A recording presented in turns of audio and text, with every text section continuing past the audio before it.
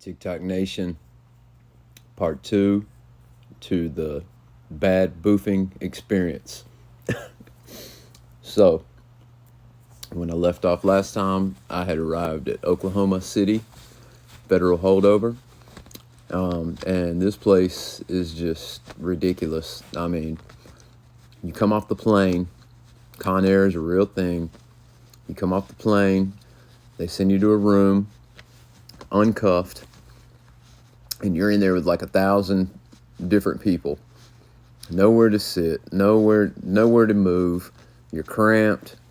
You haven't had any water all day long. Been on a fumey plane all day long, so you got a headache. It really just sucks.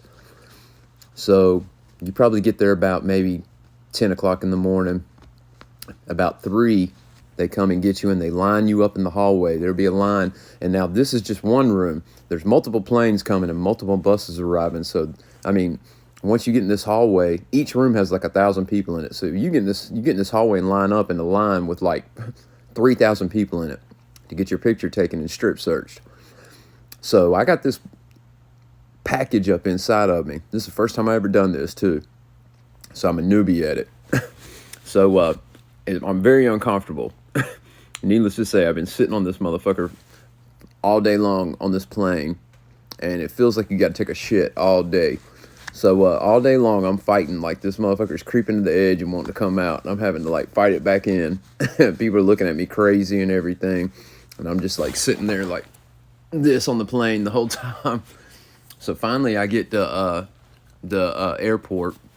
They get us in line, and I see this device that people are standing in, and it's scanning over them. This machine's running through them, and it clicks on me. I'm like, oh my God, that's an imaging device. I'm like, oh shit. I start to worry. I'm like, they're gonna see this inside of me. And I know what happens if they find something. If they think you got something inside of you, they send you to a dry cell. You got to sit in there until you can shit, and the officers dig through your shit to make sure there's nothing in there. I did not want to do that.